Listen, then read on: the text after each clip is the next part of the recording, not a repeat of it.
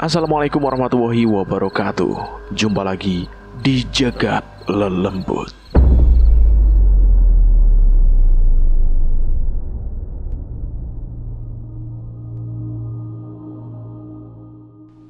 Langit masih gelap gulita ketika Jeffrey terbangun dari tidurnya yang tidak nyenyak. Jarum jam dinding tua di ruang tamu kecil mereka menunjukkan pukul 3 dini hari.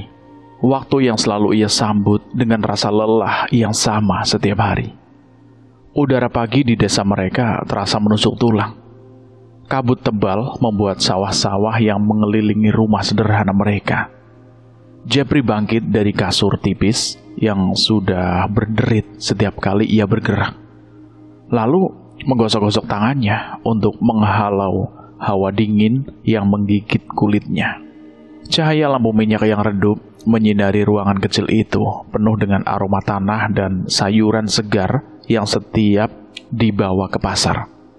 Di sudut ruangan, Devi, istrinya yang berusia 35 tahun, sedang merapikan keranjang-keranjang bambu yang penuh dengan koplai hijau menggilap, sawit segar berembun, dan wortel oren yang baru dicabut dari ladang kecil di belakang rumah.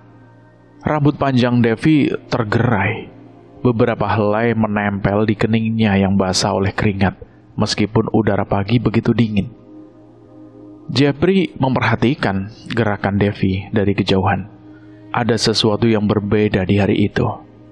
Tangan Devi yang biasanya lincah mengikat tali keranjang, kini gemetar luar biasa. Mata kosong seperti membuka sesuatu yang tak terlihat. Dan wajahnya seperti tidak ada darah yang mengalir di kulitnya. "Vi, kamu kenapa? Badannya kurang enak?" tanya Jeffrey. Suaranya penuh perhatian sambil mendekati istrinya. Ia mengelap tangan yang masih kotor ke celana lusuhnya, lalu meraih bahu Devi dengan lembut. Devi menoleh perlahan. Matanya bertemu dengan mata Jeffrey. Tapi ada ketakutan yang tersembunyi di baliknya. Ketakutan yang membuat hati Jeffrey bergetar tanpa alasan yang jelas. "Gak apa-apa, Mas. Cuma agak pusing," jawab Devi dengan suara lemah, diakhiri senyum tipis yang terpaksa. Jeffrey mengangguk, meski perasaan tak enak mulai terasa di dadanya, seperti kabut pagi yang perlahan-lahan merusak desa mereka. Ia tidak mau melakukan solorisasi terlalu dalam. Pasar tidak pernah menunggu, dan mereka harus tiba di lapak sebelum pedagang lain berebut pelanggan. Setelah membuat keranjang-keranjang ke bak motor tua mereka, Jeffrey menyalakan mesin yang berderit keras, mengganggu kesunyian pagi. Devi duduk di belakang. Tangannya memeluk pinggang Jeffrey dengan erat. Tapi pelukan itu terasa dingin dan penuh ketegangan. Tidak hangat seperti biasanya. Mereka melaju perlahan di jalanan desa yang masih gelap. Hanya diiringi suara jangkrik dan sesekali gonggongan anjing yang terdengar dari jarak jauh.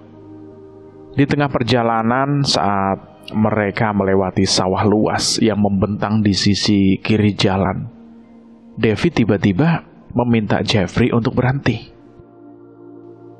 "Mas, berhenti dulu, Mas. Aku mau duduk sebentar," kata Devi dengan suara gemetar, hampir seperti berbisik. Jeffrey memutar setang motor ke tepi, lalu mematikan mesin. Cahaya rembulan yang samar menyinari wajah Devi, menjadikannya tampak lebih pucat dari sebelumnya. Ia turun dari motor. Langkahnya goyah, lalu duduk di tepi sawah, menatap hamparan padi yang bergoyang pelan tertiup oleh angin malam. "Vi, kamu yakin gak apa-apa? Kita ke dokter aja yuk," ujar Jeffrey sambil berjongkok di samping istrinya. Ia mencoba melihat apa yang ditatap Devi, tapi tidak ada apa-apa di sana, selain kegelapan dan bayang-bayang tanaman yang bergoyang. Devi menggeleng pelan, lalu menoleh ke arah Jeffrey dengan datangnya yang sulit diartikan. campuran antara ketakutan dan kesedihan yang mendalam. Mas, kalau aku pergi, janji ya, jaga Akmal baik-baik, ya Mas? Ucap Devi tiba-tiba. Suaranya nyaris tak terdengar, seolah angin malam membawanya pergi sebelum sampai ke telinga Jepri.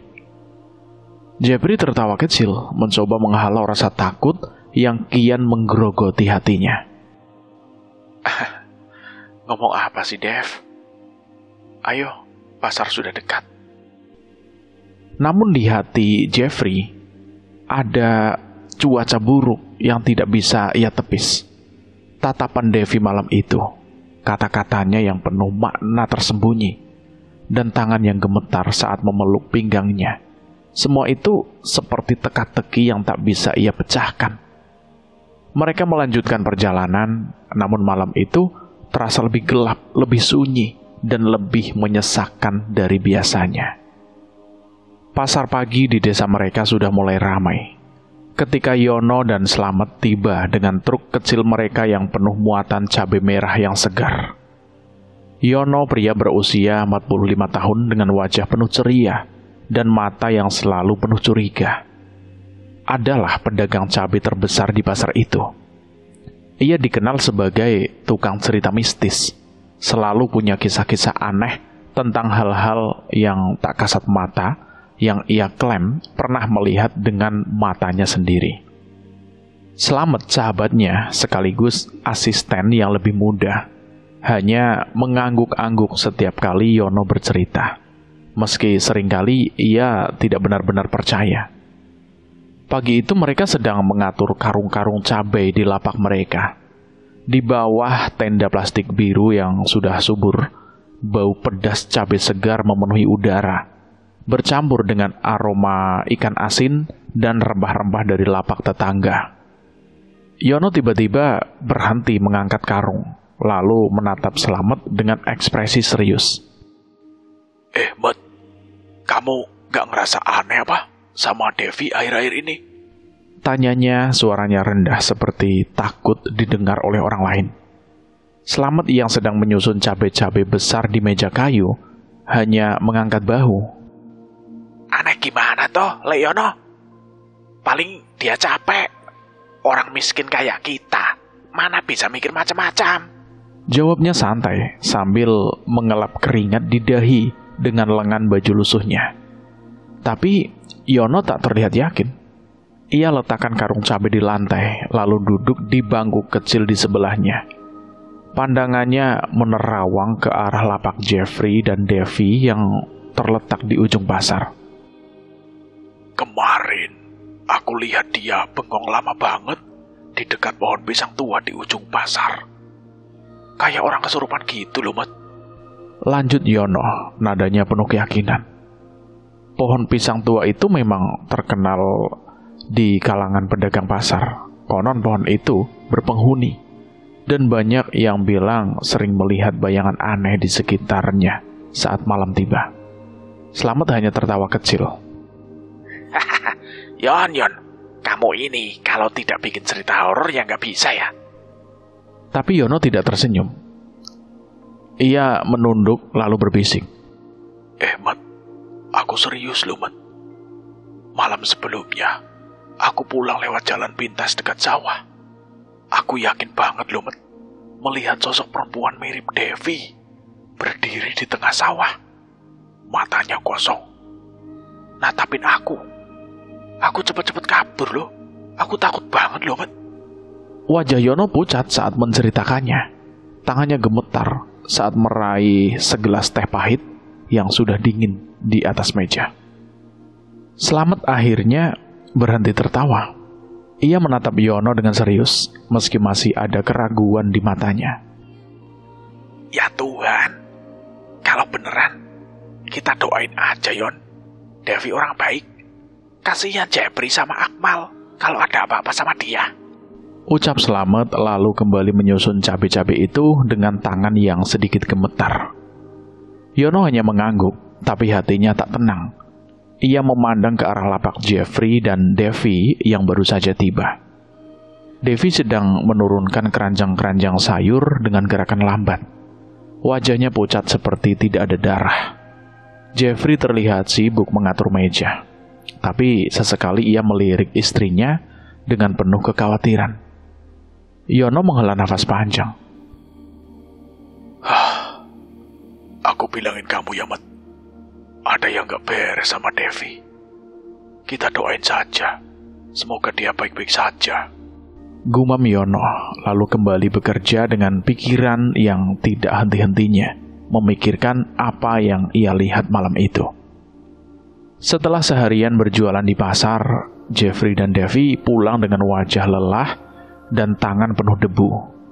Matahari sudah tenggelam di balik bukit-bukit kecil yang mengelilingi desa mereka, meninggalkan langit yang penuh bintang namun terasa lebih gelap dari biasanya.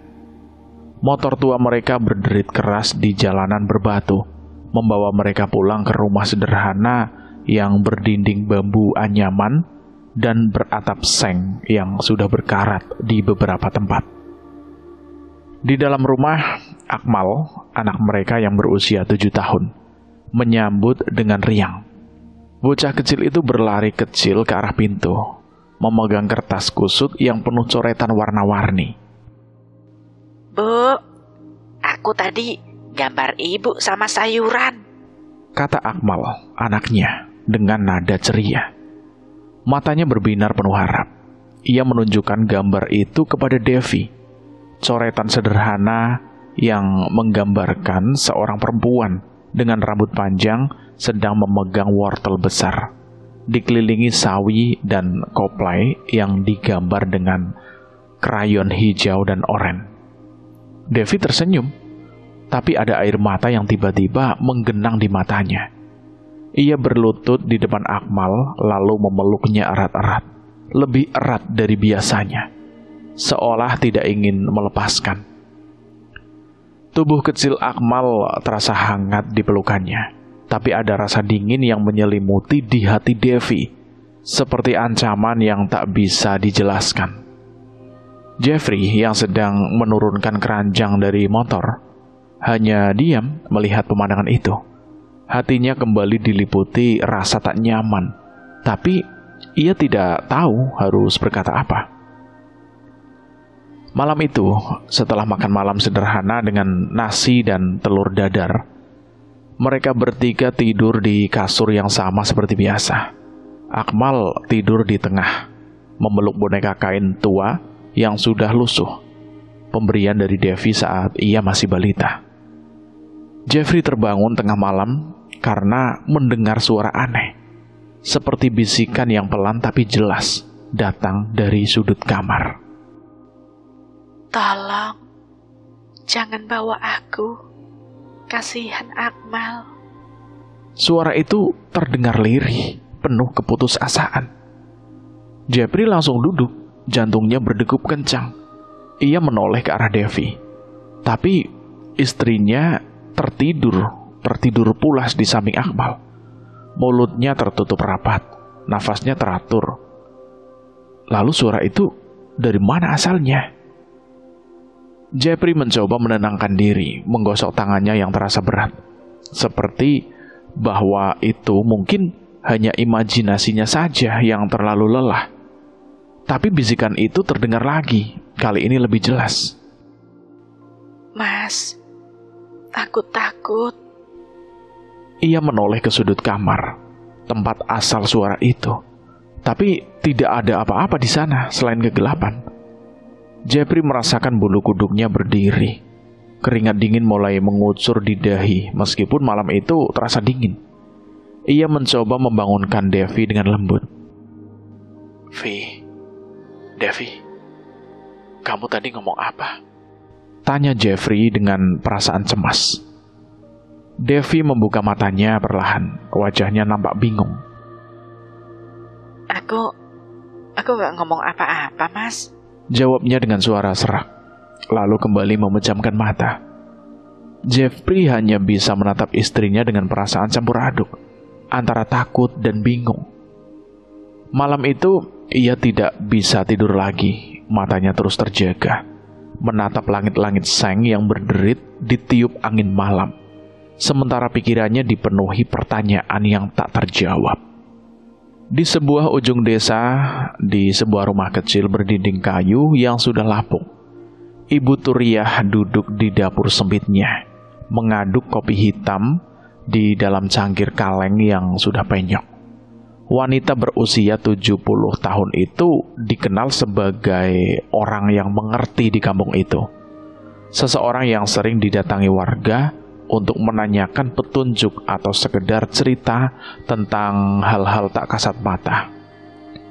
Rambutnya yang sudah memutih secara sembarangan dan matanya yang redup selalu nampak seperti melihat sesuatu yang tak bisa dilihat oleh orang lain.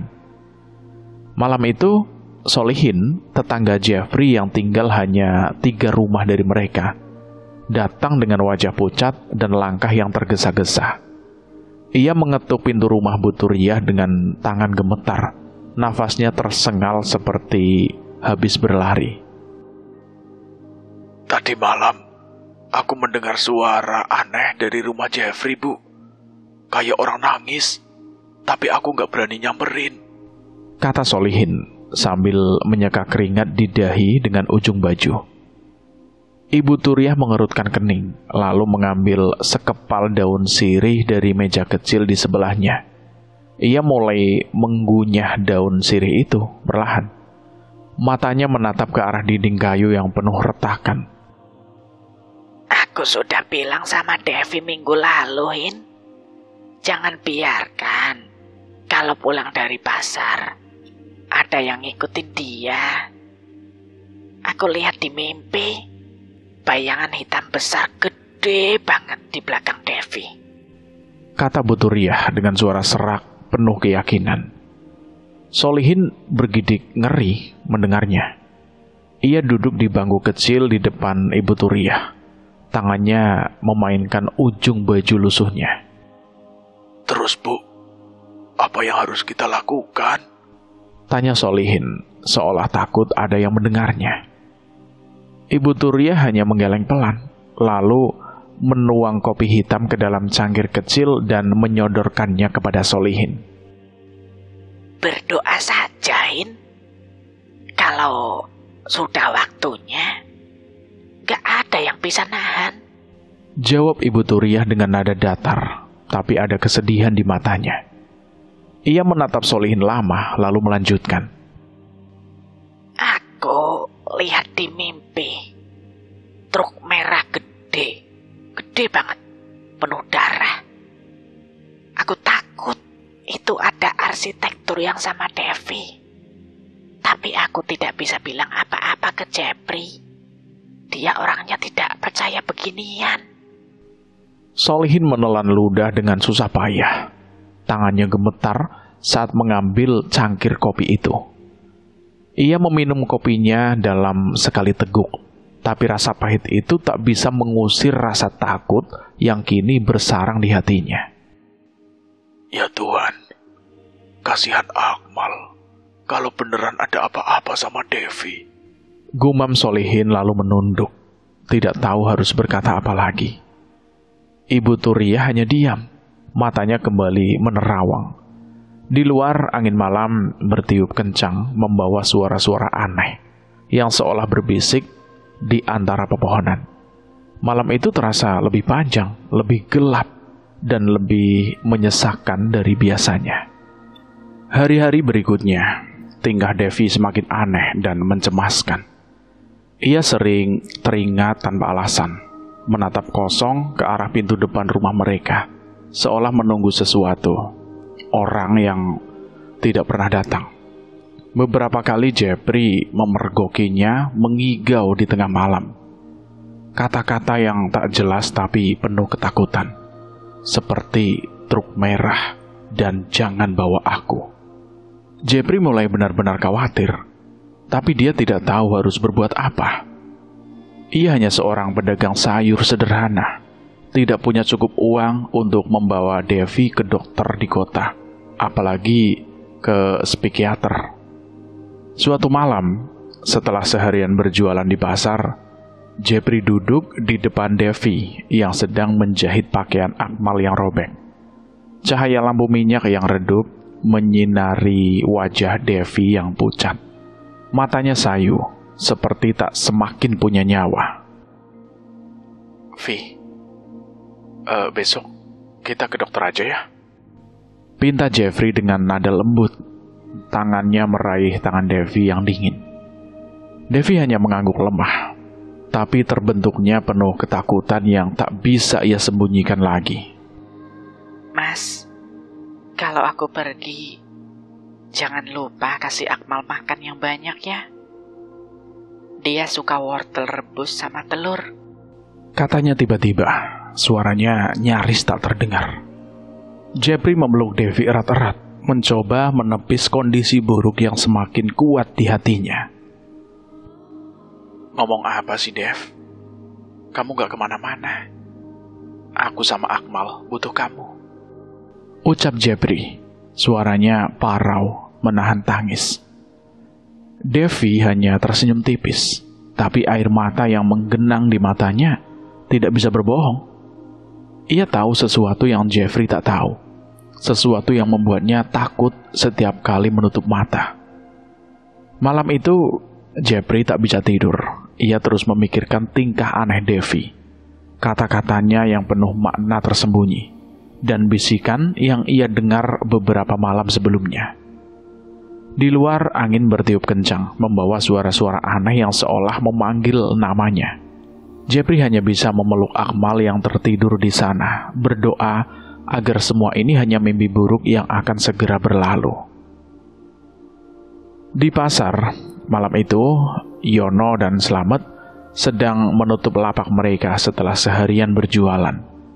Yono menghela nafas panjang sambil mengikat tali-tali karung cabai yang tersisa. Wajahnya nampak lelah tapi penuh kegelisahan.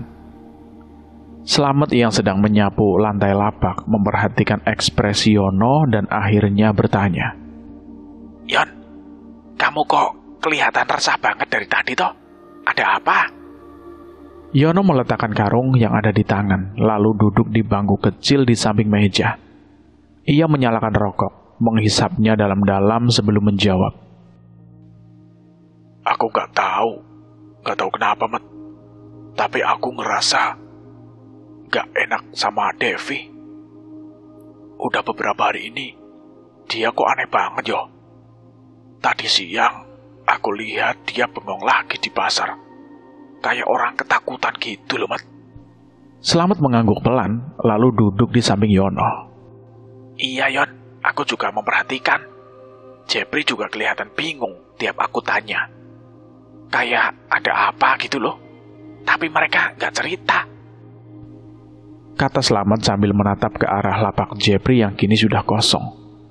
Yono menghisap rokoknya lagi, asapnya membumbung ke udara malam yang dingin. Aku takut, Mat. Malam kemarin aku mimpi buruk.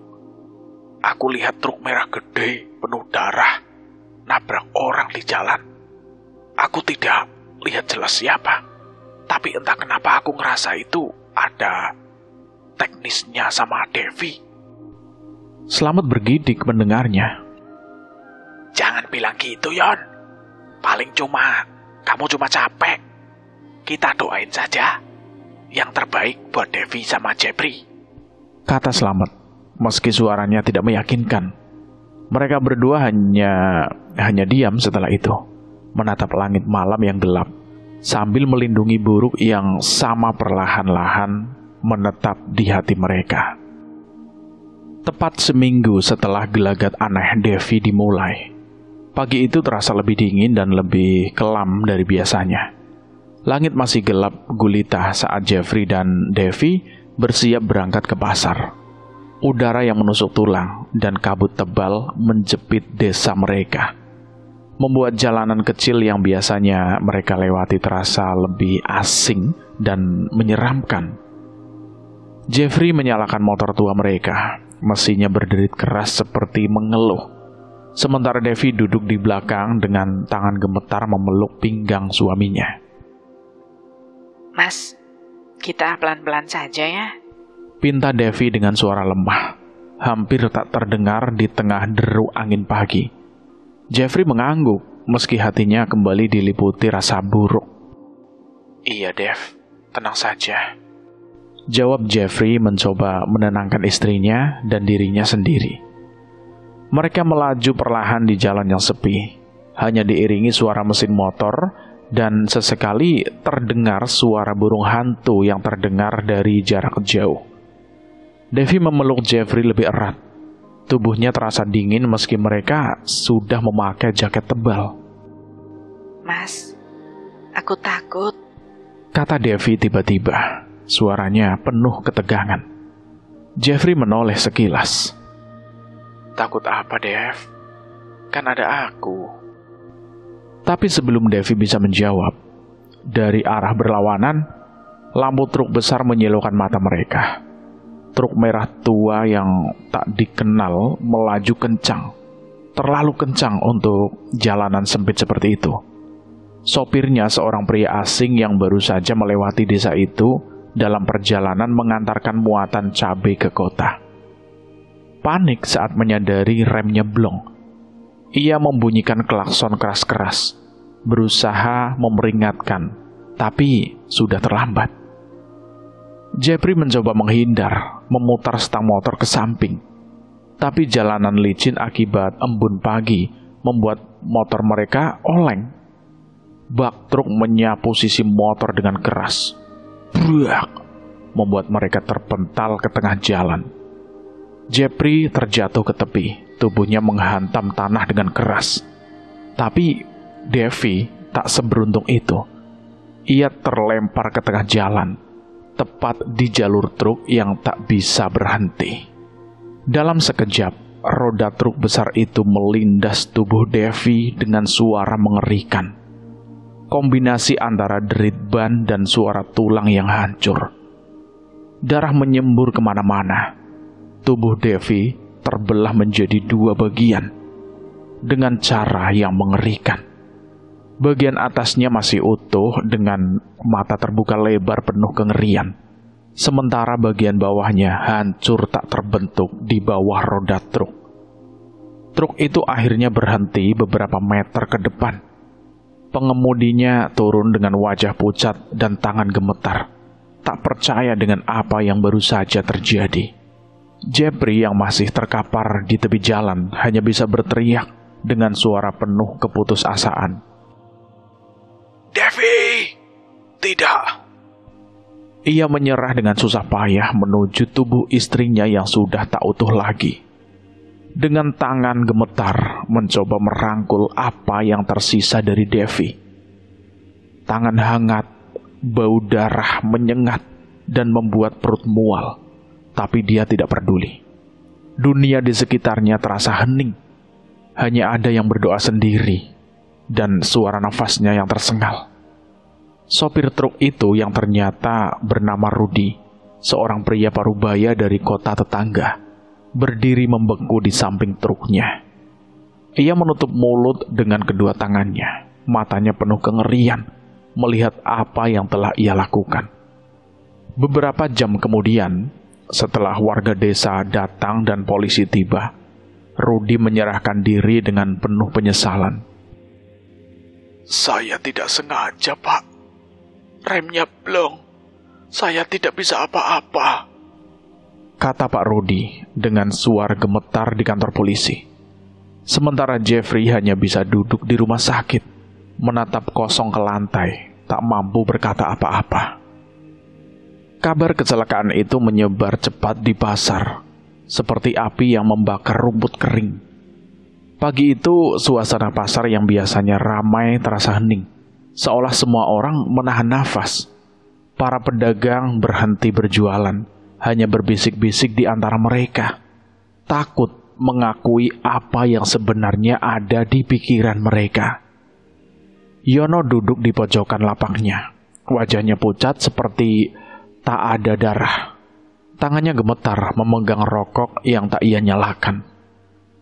Slamet yang baru saja tiba setelah mendengar kabar itu mencoba menenangkan Yono. Yon, sabar. Itu kecelakaan. Bukan salah siapa-siapa, ucapnya dengan suara pelan, tapi nada itu tidak meyakinkan. Bukankah untuk dirinya sendiri? Yono hanya menggeleng, matanya kosong menatap ke arah lapak Jepri dan Devi yang kini kosong.